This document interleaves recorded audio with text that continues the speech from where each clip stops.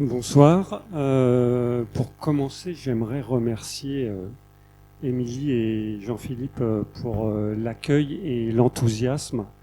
Moi, j'ai fait un peu les extrêmes ferroviaires de notre métropole aujourd'hui, puisque j'habite à Brest. Et je me rends compte que Brest n'est pas la seule ville à être au bout du monde quand on prend le train. Donc voilà, il fallait bien l'enthousiasme des deux personnes qui organisent cette soirée pour me faire venir jusqu'ici. Donc merci à eux deux. Je vais faire une petite présentation de mon parcours, non pas pour me raconter. L'ethnologie a cet avantage de plutôt parler des autres que de soi-même, mais juste de dire d'où je parle et la manière dont je fais de l'ethnologie. Avec ce côté un peu particulier aujourd'hui, que je suis plus enseignant-chercheur, mais que j'ai d'autres activités professionnelles. On m'a demandé de me dire, ah bah oui, d'où vient cet intérêt pour le bricolage. Il est à la fois théorique et pratique. Théorique au sens où l'ethnologie est une science du très concret, du terre-à-terre, que depuis sa naissance, l'ethnologie, au moins en France, a été marquée par les figures de Marcel Mauss, qui s'intéressait autant aux techniques qu'aux techniques du corps. C'est une science qui oblige à regarder, à pratiquer. Je pense à un autre ethnologue touche-à-tout qui était André Leroy-Gourand, qui a travaillé sur des dizaines de milliers d'objets venus du monde entier, d'outils, etc. Et c'est des outils qu'il a lui-même expérimentés pour pouvoir les décrire, etc. Donc, non seulement c'était très concret, et en plus, ça le touchait directement. C'est ce que j'aime dans l'ethnologie, c'est cette dimension finalement un peu action. C'est une science qui ne passe pas que par de l'entretien. Moi, ce qu'on appelle mes terrains de recherche ont été un jardin collectif de chômeurs, des mouvements paysans autochtones en Argentine, des pédagogues qui travaillaient juste avec une paire de baskets et un sac à dos dans la rue, et les personnes dont je vais parler et qui sont les protagonistes du livre d'Évier, qui sont toutes ces personnes, des bricoleurs. Et être ethnologue, c'est partager le quotidien de ces personnes-là dans leurs activités les plus quotidiennes, les plus concrètes, etc. Et c'est pas un effort pour moi. J'aime ça. J'imagine pas faire des sciences sociales autrement que ça. Ça veut dire que je fais moins d'entretien que quelqu'un qui serait plus formé à la sociologie, et que je suis plus à l'écoute et plus dans la participation. Dans ce long voyage en train, j'étais assis à côté de Fanny, qui m'a dit « Ah oui, comment est venue ton histoire de bricolage dans ta vie? Est-ce que c'était concret? Est-ce que c'était plutôt théorique ?» Et là, je me suis dit « Merde, j'ai du mal préparer mon intervention d'aujourd'hui parce que je savais pas trop comment répondre. En tout cas, il y a un truc qui est clair, c'est pas tellement, ça se dessine pas comme une forme de chronologie. J'essaye plutôt de mener les deux choses de front, et pour donner une idée que le bricolage, il n'est pas simplement une interrogation théorique. Je l'ai dit, dans ma pratique de l'ethnologie, il y a beaucoup de pratiques concrètes, et que je viens de l'éducation populaire où on avait l'habitude aussi de bricoler des choses, des rencontres, des concerts, des festivals, que je vis dans un immeuble collectif à Brest qu'on a partiellement autoconstruit avec les copains, voilà, avec qui j'ai fabriqué ce projet-là. Qu'être ethnologue auprès de mouvements paysans, c'est clairement participer. Que je travaille aujourd'hui dans une recyclerie du bâtiment. Mon métier est d'être confronté tous les jours à quelques centaines de kilos de matériel qui sont récupérés, vendus, etc. je suis un peu un Wall-E avec mes collègues du monde qui est le nôtre. Bref, quand on parle bricolage, c'est voilà, je co-anime un atelier auto-réparation vélo à Brest. C'est des choses qui me font pas peur. Je suis pas un expert du bricolage en termes de pratique, mais en tout cas, quand j'en parle, je sais bien aussi concrètement de quoi il retourne. Ça veut dire que ma manière de parler des gens passe par ces observations et partages de quelles sont leurs pratiques, quels sont leurs gestes, et j'y reviendrai. Il y a beaucoup à dire là-dessus, et c'est souvent un angle d'attaque dont on entend peu parler et qu'on voit peu. Une question qui nous intéressera aujourd'hui, c'est, j'ai l'impression, peut-être que je me trompe, que les pratiques des personnes mentent souvent beaucoup moins que les discours. Et souvent, quand on entend des discours de transformation sociale qui émanent du monde militant ou politique, pour les fréquenter depuis de nombreuses années, on voit que ces paroles peuvent très vite changer. Que de gens qui soutenaient mordicus certaines choses, on les retrouve quelques années après à tenir des discours bien éloignés, et que finalement, dans mes pérégrinations d'aventures collectives françaises ou latino-américaines, j'ai un peu plus que l'impression, c'est quand même assez confirmé par mes observations, que les gens qui sont rattachés à des pratiques concrètes, de bricolage, de cuisine. Je détaillerai un peu ce que je mets derrière ce terme bricolage. Finalement, c'est des gens qui parlent peut-être moins, qui prennent peut-être moins souvent le micro, qui pensent pas forcément que le monde passe simplement par des paroles. Et ces personnes-là, elles continuent de cheminer comme si ces pratiques-là étaient bien chevillées au corps. On pourra en reparler. Et du coup, la transformation sociale, ça sera l'objet de la discussion, elle ne passe pas que par des discours et tout ce qu'on mettrait derrière de sensibilisation, de conscientisation, etc. Que parler des pratiques, ça a aussi des avantages, parce que quand on parle transformation sociale ou écologie, le risque est souvent grand d'avoir une approche très morale, voire moralisante, de ce qu'il faudrait faire. Et ce que j'aime bien en partageant les pratiques des personnes, c'est qu'elles font sans avoir nécessité de juger ou de se comparer. À l'heure de la transformation sociale, c'est plutôt bien de ne pas avoir ce regard un peu surplombant ou estimer que ce qu'on bricole serait mieux que ce que fait le voisin.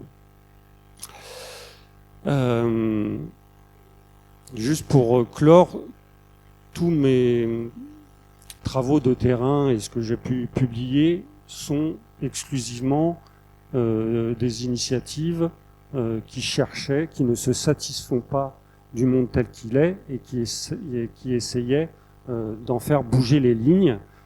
On pourra trouver dans ce que je raconterai tout à l'heure que c'est une approche extrêmement modeste, mais en tout cas, elle aura l'avantage d'être extrêmement située dans des vies pleines et concrètes.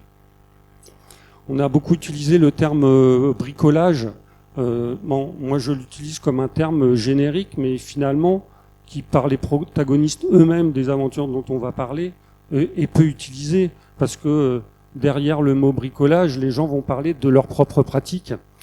Là, on va retrouver la mécanique, le jardinage, la construction, la rénovation, la fabrication de fanzines, de concerts, de fêtes, des pratiques aussi autour de l'outil informatique, du hacking, etc. Tout un univers de fabrication low-tech, de soudure, de menuiserie, etc. Et que quand j'utilise bricolage, c'est surtout une manière de faire, et je me demande quelles sont les pratiques qui pourraient ne pas être du bricolage. C'est bien une manière de faire plutôt qu'un objet. Certes, si on fait un point commun à tout ça, c'est bien quand même un rapport au monde et à la matière, et ça, on en reparlera, mais en tout cas, derrière ce terme générique qui est peu utilisé, les gens se définissent pas comme bricoleurs, mais plutôt comme jardinier, cuisinier, menuisier, et des fois l'ensemble de plusieurs pratiques. Bref, le bricolage, c'est une certaine manière de mener des activités qui sont, dans le monde qui est le nôtre, aujourd'hui souvent menées de manière industrielle, disciplinée et hiérarchisée, ou comptable, et que dans les parcours qu'on va suivre, il y a une espèce de subversion de ces activités. On ne va pas les mener de cette manière-là, mais on va les mener de manière bricolée, qui est un choix, et on verra aussi une forme de nécessité. Un mot sur les ethnologues disent bon, mon terrain de recherche, je n'ai jamais trouvé mieux comme expression, je trouve toujours ça un peu étrange. Bon, bref, on va en rester là. Mais le bouquin qui sert de corps à ma présentation aujourd'hui, là, qui est dévié, se construit à partir d'une dizaine de personnes que j'ai suivies pendant plusieurs semaines et qui avaient toutes fait une formation qui s'appelait Éducation populaire et transformation sociale à l'université Rennes 1, dont j'avais la chance d'être dans l'équipe de coordination. Une formation originale pédagogiquement et qui rassemblait des personnes qui avaient des pratiques militantes, associatives, professionnelles, familiales, et qui avaient envie de réfléchir sur ces pratiques. Et un commun à toutes ces personnes-là, c'est que ce qu'elles vivaient pour elles-mêmes et dans un cadre plus ou moins collectif autour d'elles, elles avaient envie systématiquement de le faire partager. Je crois que c'est là, le terme éducation populaire faisait qu'elles se retrouvaient dans cette formation. À un moment, je devais repartir en Argentine et est arrivée une pandémie qui m'a fait rester bloqué presque une année en Espagne sans pouvoir rejoindre l'Argentine. Et à un moment, dans une ville de banlieue très aisée de Madrid, où je devenais fou parce que j'avais jamais eu l'occasion de vivre dans un univers où l'argent coulait presque à flot et que toutes les activités étaient reliées à des univers de consommation et à l'argent. Il n'existait pas d'espace de liberté, tout ça. Et là, je me suis dit, il faut vraiment que je passe à autre chose. Et du coup, j'ai renvoyé un mail à tous les étudiants. Il y avait eu 5 promotions de cette formation éducation populaire et transformation sociale, pour leur dire, bah moi, là, j'ai du temps devant moi et j'aimerais bien me reconnecter à des choses qu'on avait discutées dans cette formation qui était très attachée au terrain d'action de chacun et chacune des participants et participantes à cette formation. Ça veut dire que c'est des personnes que je connaissais, pour certaines que je connaissais bien, et finalement, j'ai repris contact. Et voilà, pas mal de personnes m'ont répondu qu'il n'y avait pas de problème à ce que je vienne passer quelques jours chez elles. Et ça dit aussi 2 choses, que la manière dont je travaille, c'est de travailler en confiance avec les personnes. Et là, ça a été un travail de terrain très facile parce que la confiance, elle était déjà préexistante. Les personnes savaient d'où je parlais et finalement, on a repris un fil qui s'était coupé quelques années, mais ça a été très simple. Et la deuxième chose qui va nous faire nous rentrer dans un espace d'activité plus libre, moins contrainte, c'est que les personnes, beaucoup de personnes qui avaient suivi le DU m'ont dit oui, il n'y a pas de problème. Et après, en fait, mon temps était assez compté et j'ai besoin de passer un temps assez long avec chaque personne pour pouvoir faire ce travail d'ethnologie. Des personnes me disaient bah c'est bon, hein, tu auras de quoi être logé, si tu as besoin d'une voiture, on te prêtera la nôtre, etc. Et tu pourras participer à nos activités. et ce qui dessine déjà une forme de mode de vie, parce que dans une profession classique, réfléchissez, vous, toutes les professions ne sont pas adaptées à la venue d'un ethnologue qui vous suit pas à pas. Et là, ces activités qui sont liées à du bricolage permettaient une forme d'intégration, et aussi pour les personnes qui m'accueillaient d'adapter leur planning d'activité au fait que je sois là pendant plusieurs jours. Les personnes qui composent le livre dévié sont très différentes, avaient des formations différentes. Elles ont un point commun que j'avais repéré, non pas avant de leur écrire, mais au moment des quelques échanges mails avant de repartir à leur rencontre, c'est que toutes refusaient de travailler à temps plein et sous forme de contrat à durée indéterminée. Soit elles travaillaient à temps partiel, voire très partiel, soit de manière intermittente, ça veut dire quand on n'a plus d'argent, là il est urgent d'aller retravailler. Ça c'était le point commun de ces personnes-là. Et sinon, voilà, c'était plutôt des personnes diplômées, ce qui expliquait qu'elles s'étaient retrouvées dans ce diplôme d'université, l'éducation populaire et transformation sociale, mais leurs activités étaient extrêmement variées. Des personnes qui avaient été formées au métier de la culture, du travail social, de l'éducation populaire, etc. Mais chaque personne, quand je suis arrivé chez elle, et ça je le savais, allait m'ouvrir sur tout un autre univers de personnes qui n'avaient pas suivi cette formation, mais qui gravitaient autour de ces espaces-là et qui avaient des professions extrêmement variées, de régisseurs spectacles, de gens qui travaillaient le bois comme menuisier ou charpentier, de gens qui se lançaient dans la boulange, etc. Ces personnes-là ne travaillaient pas à temps plein, ça j'y reviendrai, je ne sais pas où j'en suis du timing. Ces personnes-là ont souvent été formées à des métiers qu'elles avaient choisis pour le sens qu'on leur donnait, et que finalement, après leur première expérience professionnelle dans des milieux qu'elles avaient choisis, elles ont été confrontées à des formes de désillusion.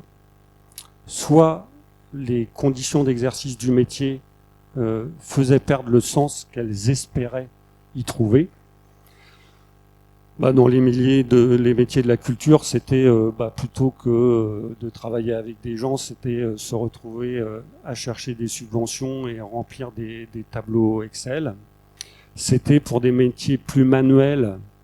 Je pense à des métiers du spectacle ou de l'artisanat étaient confrontés à une exigence de rentabilité qui faisait que les gestes devaient être exercés rapidement, etc. Et que on perdait finalement la qualité intrinsèque du travail qu'on avait choisi. Et donc là-dedans, on peut lire, il y avait deux phénomènes. Un phénomène de profession qui sont soumises à une concurrence économique, et du coup il faut aller vite, etc. Et d'un autre côté, une forme de ce que David Graeber, l'ethnologue, appelle bullshitisation du travail. Vous avez sans doute entendu l'expression bullshit job, qui sont ces jobs à la con, bien payés, mais au mieux inutiles pour la société, voire plutôt néfastes, et qui sont bien payés. Et la bullshitisation, c'est comment ces métiers qui servent à rien ont contaminé des boulots qui, eux, avaient du sens ou ont du sens, qui sont des métiers liés à l'éducation, au travail social, à la santé, etc. Et des professions qui sont contaminées par les comptes qu'elles doivent rendre sans cesse auprès de leurs financeurs, etc. Et finalement, de moins en moins de temps dédié aux personnes, par exemple, et beaucoup de temps consacré à de l'administration, etc. Et que finalement, cette petite dizaine de personnes qui m'accueillent peut continuer à exercer la profession pour laquelle elles ont été formées dans un cadre que j'appelle le travail discipliné. Travail discipliné, ça veut dire travailler dans une entreprise ou une administration avec des horaires précis, souvent une hiérarchie, etc., où le temps et l'activité elle-même ont été disciplinés, et à la fois continuer à mener la même activité dans un cadre libre. Dans Dévié, je rencontre quelqu'un qui n'a pas suivi cette formation, DU Éducation populaire et transformation sociale, qui est régisseur spectacle. Il fait ce boulot à temps partiel, mais me dit finalement que lui, il s'éclate totalement à faire des concerts punk dans le hangar qui jouxte un collectif d'habitation, parce que là, il fait ça avec ses amis, il n'est pas contraint par une hiérarchie, il peut laisser cours à ses idées et il n'a aucun horaire à respecter, par exemple. Et on trouvera des gens formés au travail social qui vont continuer à être assistantes sociales à temps partiel. Souvent, c'est des gens en plus qui font bien leur job, donc on va rapidement leur proposer, hélas, un temps plein ou un CDI, et c'est des gens qui refusent et qui vont aller chercher du boulot ailleurs, et parce qu'elles développent à côté des expériences qui sont de l'ordre du travail social, de la solidarité, mais dans un cadre qui ne correspond pas à la manière dont on organise aujourd'hui le travail. La conséquence de ces vies qui dévient, c'est que ces personnes vivent avec beaucoup moins d'argent que ce que veut la norme qui est la nôtre aujourd'hui. Et c'est là qu'arrive le bricolage, c'est que vivre avec moins d'argent va imposer une forme de bricolage, de dire qu'est-ce qu'on fait quand on gagne au moins la moitié de ce qui serait un revenu à peu près vivable en France. La dizaine de personnes là que je suis dans Dévié vivent tous largement en dessous du seuil de pauvreté. Et donc du coup va se développer des manières d'habiter, d'échanger, qui vont permettre de limiter, on va dire, la dépense monétaire, et va faire glisser de ce que j'appelle un régime des consommations, qui est le nôtre, à un régime de fabrication. Je vérifie si je suis à peu près au bout des idées de cette partie-là. Oui, si, une dernière chose. Donc mon bouquin est agencé sur 3 parties qui sont faire, habiter, prendre soin. Bon, je suis pas sûr d'avoir le temps de détailler ces 3 dimensions, mais elles apparaîtront quand même en filigrane tout le temps parce qu'elles sont très liées les unes aux autres. Un mot sur une expression que j'utilise, c'est que ces personnes-là pratiquent ce que j'ai appelé, une expression que j'ai piquée au philosophe Jacques Rancière, économie de l'émancipation, qu'il utilisait pour des ouvriers de la fin du 19e qui, plutôt que de s'épuiser à travailler, essayaient d'économiser au maximum pour avoir à aller au travail le plus lointainement possible. Et Jacques Rancière parle que ces personnes-là, finalement, ne cherchaient pas à avoir un gain matériel, mais un gain en liberté.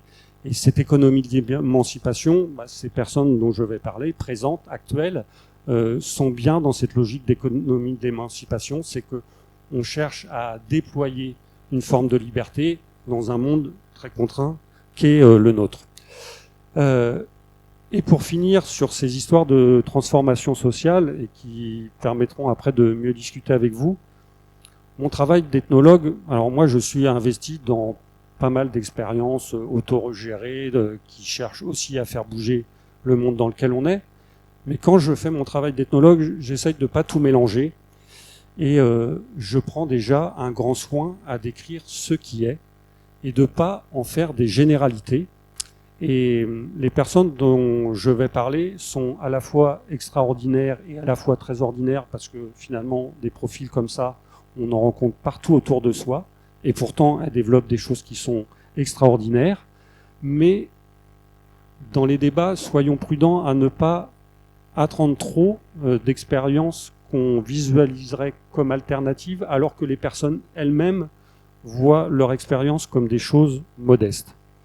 Donc voilà, être modeste dans nos attentes, ce qui ne ferme pas la porte à imaginer le monde tel qu'il pourrait être dans des formes différentes et à la fois dans le monde qui est le nôtre.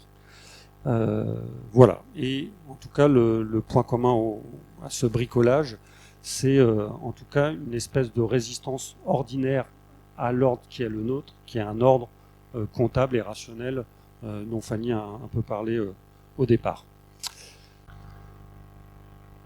Donc les personnes qui sont les protagonistes de Dévier, donc je l'ai dit, se tiennent à une certaine distance du travail discipliné. Alors je dis souvent que ils sont une alternative au monde qui est le nôtre, mais alors c'est parce qu'ils fonctionnent de manière alternative. Ça veut dire que par alternance, un peu comme un courant alternatif, ils mènent des activités libres et par intermittence, ils sont plus ou moins contraints de travailler dans un cadre plus discipliné pour avoir un minimum de ressources monétaires. Ce recours au travail discipliné, il est vu comme une obligation, une nécessité, mais les personnes finalement y voient aussi quelque chose de positif, et ça c'est bien de le préciser maintenant parce que ça a à voir avec la transformation sociale, c'est que les personnes dont je parle ne cherchent pas à construire un petit monde en soi qui serait des communautés, des oasis, etc., mais à rester sans cesse connectés avec le monde tel qu'il est. Et finalement, retourner travailler avec des gens qui ont des parcours plus classiques les ramène à une forme de réalité et évite un entre-soi qui pourrait être vite soporifique ou ronronnant, et de se confronter de manière alternative, alternée au travail discipliné, rappelle à quoi ressemble notre monde, et pour certains se disent aller travailler quelques mois dans le bâtiment, c'est aussi savoir pourquoi on vit avec moins et qu'on n'a pas envie de faire ça à temps plein jusqu'à sa retraite. Donc il y a là un rapport au temps. Et là je vais faire une petite parenthèse quand je parle du travail discipliné. C'est des choses dont on ne se rend pas forcément compte à quel point notre société a discipliné le temps dans le milieu du travail. Et ça a commencé comme ça. Les premiers observateurs de l'invention de la manufacture capitaliste, Marx mais Adam Smith avant lui, se sont tout de suite focalisés sur cette gestion du temps, et la manufacture a commencé à essayer d'exploiter au maximum la rentabilité de chacun de ses travailleurs, et ça a été une lutte qui a pris des dizaines, voire des centaines d'années, parce qu'on partait d'un monde où les gens étaient artisans, et au moment où on invente les premières fabriques, finalement, les patrons, les gens venaient travailler à façon, ça veut dire qu'ils venaient faire leurs pièces, et quand ces personnes-là avaient assez d'argent, elles arrêtaient de travailler, et on les revoyait 2, 3, des fois 5 jours après, et elles revenaient quand elles avaient besoin d'argent. Et les premiers capitalistes ont compris que s'ils voulaient se faire de l'argent, il fallait discipliner ce temps pour le rendre rentable au maximum. Et ça a été une lutte de inventer la journée de travail continu, de lutter contre les jours fériés, c'est toujours d'actualité, mais Hannah Arendt, par exemple, dans un de ses bouquins, raconte que au Moyen-Âge, en France, les jours fériés, il y en a, ou les jours chômés, 150 dans l'année. Et ça, pour un capitaliste, au moment du capitalisme naissant, c'est pas bon du tout. Et donc il a fallu discipliner, contraindre les gens à avoir des journées continues, et cette évolution, elle a duré, et cette lutte, pendant des siècles, où d'ailleurs les observateurs du capitalisme disent le meilleur allié du capitalisme au moment de l'invention des premières manufactures, c'est l'horloge. Et avec l'horloge qui apparaît dans l'usine, on invente les mouchards, les pointeuses, et ça arrive tout de suite. Et on est parti de contraindre des gens à travailler sur une journée complète, et jusqu'aux années 60, où on invente le travail à la chaîne, etc., où on va commencer à mesurer des minutes, puis des secondes. Et finalement, cette discipline du temps, elle a des conséquences au-delà du milieu du travail, parce que finalement, nos vies, elles sont très agencées à nos horaires de travail. On a inventé une vie alternée entre semaine et week-end, entre travail et congés payés, etc.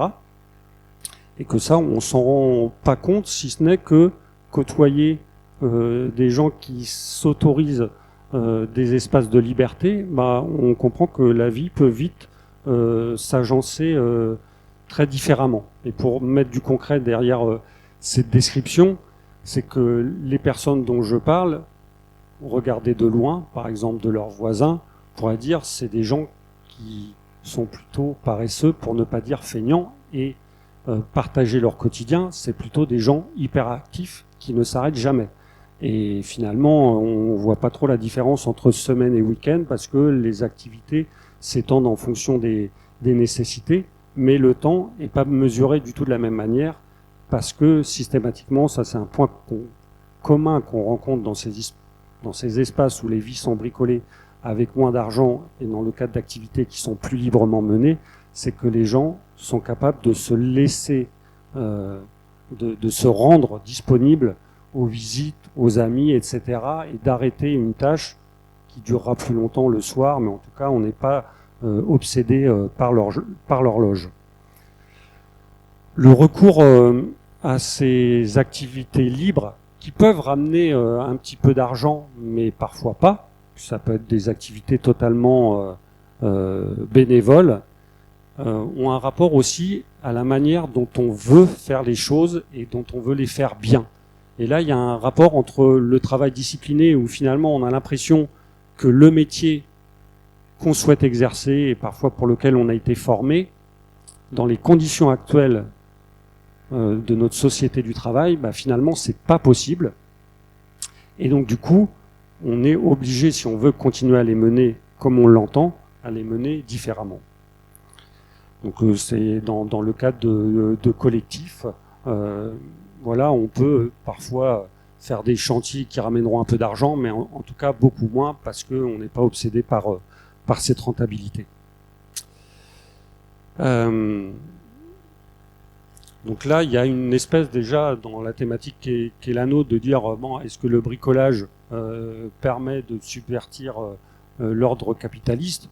Moi, en tant qu'ethnologue, je me projette pas sur qu'est-ce qui pourrait se passer dans 10 ans ou 20 ans, mais je peux dire que c'est les personnes que je suis et la manière dont elles se relient avec d'autres et la manière dont elles exercent leurs activités subvertissent clairement l'ordre capitaliste, notamment sur sa manière et là aussi David Graeber, l'ethnologue, anthropologue, parle de féodalité managériale, de renforcement des hiérarchies. Forcément, décider qu'on peut mener des activités dans un cadre égalitaire, etc., viennent subvertir l'ordre ambiant.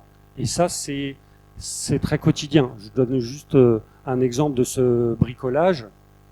Dans un des chapitres, je parle de Maël, qui a été formé au métier de la culture, qui finalement se lance dans une activité boulange, avec un très petit revenu, qui l'oblige à vivre dans une grande colocation plutôt très productive, en milieu semi-rural, et dans le cadre de toutes ces activités productives, ils sont avec quelques personnes de sa coloc, mais aussi d'autres colocs, ils cultivent un hectare collectivement, et une fois je fais un chantier collectif avec toutes ces personnes-là, à l'intérieur de ce collectif, il y a 2 personnes, un homme et une femme, qui sont maraîchers de profession, et qui finalement, dans les discussions sur comment on va mener telle ou telle culture, se font très modestes en disant bon bah moi je le fais comme ça, mais il n'y a aucune obligation de le faire. Et ça, c'est tout plein de petits signaux qui racontent une volonté d'égalité et de non-spécialisation dans les tâches de chacun. Je reviens sur ce glissement du monde de ce que j'appelle régime des consommations. J'appelle régime des consommations plutôt que société de consommation parce que dans ma petite expérience de banlieue riche de Madrid, là, pendant quelques mois, je me suis rendu compte que le monde des consommations, c'était pas juste cette obsession à acheter, mais que ça prenait en fait tout le quotidien. Ça veut dire que les discussions, quand tu te posais sur une terrasse de bar, tout ça, pour moi, ça devenait quasi obsessionnel. C'est que les gens parlaient du prix de l'immobilier, de l'achat de leur maison, du coût de l'université privée pour leurs enfants.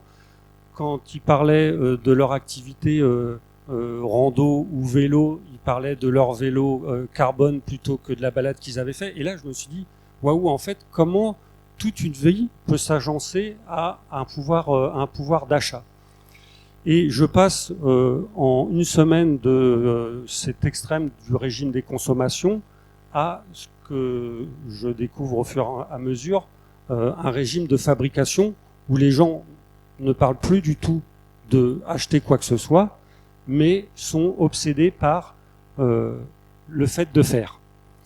Et ça, dans un moment, je suis dans un village là au sud de Rennes qui s'appelle Concoret, qui est un village où beaucoup de gens expérimentent l'économie de l'émancipation.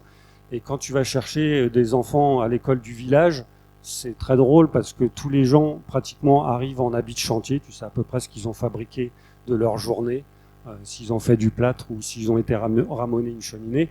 Et c'est surtout que l'objet des discussions est systématiquement, c'est quoi ton chantier du moment. Et ça dessine des choses. Et dans ce régime des fabrications et d'économie de l'émancipation, de comment je vis avec beaucoup moins, se dessinent des stratégies. J'en ai un petit peu parlé avec cette histoire de colocation. Ça veut dire que pour vivre dans un univers bricolé, il faut avoir des coûts de logement qui sont extrêmement plus bas que ce qu'on connaît habituellement. Donc ça va être généralement les colocations, ça peut être du squat, ça peut être provisoirement de l'habitat léger en attendant de rénover une ruine, etc. Et c'est après tout ce qui est troc, etc. Et je dis ça parce que en pensant à toutes ces personnes là qui revenaient de chantier, c'est aussi des univers où souvent on m'a dit waouh, la dernière fois que j'ai acheté des vêtements, là ça se compte clairement en années. Des gens m'ont dit ah ouais, moi depuis mes 16 ans j'ai jamais acheté de vêtements. Et c'est aussi des espaces qui sont communs aujourd'hui, hein, de gratuité, etc., de zones de grade, d'échange, de dons. Et finalement, dans le monde qui est le nôtre, qui déborde quand même d'objets matériels, finalement tout ça est assez accessible quand on a un réseau suffisamment dense pour se passer d'argent. Dans ce régime du bricolage et du régime des consommations qui passe à un régime de fabrication, il y a quelque chose là aussi qui est très subversif par rapport au monde capitaliste, c'est que pour que le capitalisme fonctionne, et ça, observez autour de vous, c'est qu'il va toujours vous pousser à faire par d'autres ce que vous pourriez faire par vous-même. C'est un peu le b.a.-ba de la monétarisation de l'économie. Ça concerne tout, notre bricolage chez nous. En fait, si on n'a pas un peu de questionnement, y a quelque chose qui tombe en panne, on appelle le plombier, l'électricien, mais même des choses beaucoup plus quotidienne, c'est que dans d'Évier, je parle d'expériences qui sont aussi très urbaines, dans des métropoles, et c'est toujours curieux de retrouver des gens qui sont dans cet univers du bricolage Et pour arriver chez ces personnes-là, dans les métropoles, on voit tous ces food trucks, et de se dire, et d'arriver dans des milieux où ça vient à l'idée de personnes de commander à manger pour être livré chez soi, parce qu'il y a un plaisir souvent à cultiver, à faire à manger et à le partager avec d'autres. Et du coup, le régime de fabrication, c'est renouer ou être, en tout cas, dans ce faire et une espèce d'obsession du faire. En fait, quand les personnes se disent « Waouh, ma vie, par nécessité, si j'ai envie qu'elle ait du sens, je vais être obligé de baisser mes prétentions salariales nécessairement », et souvent les personnes vont se retrouver à bricoler de l'habitat, caravanes, mobil-homes, ruines à remonter, je parle d'hangars abandonnés, etc. Et le régime de fabrication et le bricolage, il arrive souvent par cette nécessité de se construire, s'auto-construire ou construire avec d'autres des formes d'habitat différents. Et dans ces univers-là, les gens n'arrivent pas nécessairement déjà bricoleurs.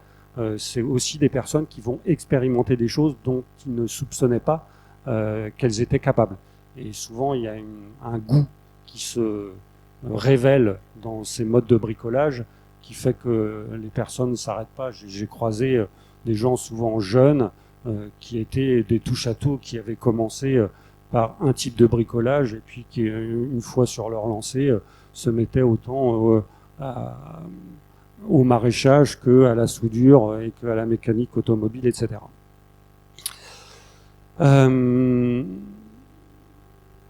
Et ça, de mon point de vue, ce goût pour le faire est subversif parce que si on se mettait beaucoup à faire, forcément il y a quelque chose qui est plus rentable dans le monde capitaliste dans lequel on baigne. Le bricolage, c'est forcément du lien avec la matière. Les pratiques dont j'ai parlé, forcément, les bricoleurs, les bricoleuses sont tous les jours en lien avec de la matière concrète. Mais il y a une dimension au-delà qui est écologique au double sens.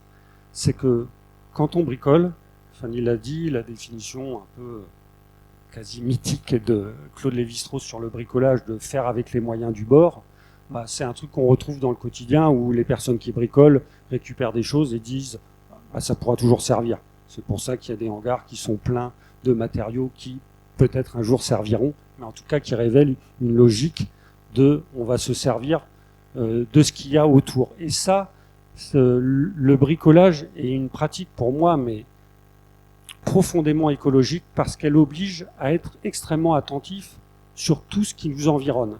Et ça, je l'ai découvert non pas avec des paysans dans d'éviers, mais avec un groupe de skateurs qui skataient dans la rue et qui étaient des gros bricoleurs qui ont construit, j'en parle dans d'éviers, un skatepark DIY en détournant des matériaux de fabrication d'immeubles dans une zone à urbaniser, et de faire des pérégrinations avec ce groupe de skateurs dans la ville de Rennes. C'est des personnes qui étaient sans cesse attentifs à la plaque d'égout qu'on va pouvoir transformer en rampe de skate, d'escaliers, de rampes, etc., qui sont potentiellement skatables, de choses qui sont faites pour une chose et qu'on va détourner pour une autre.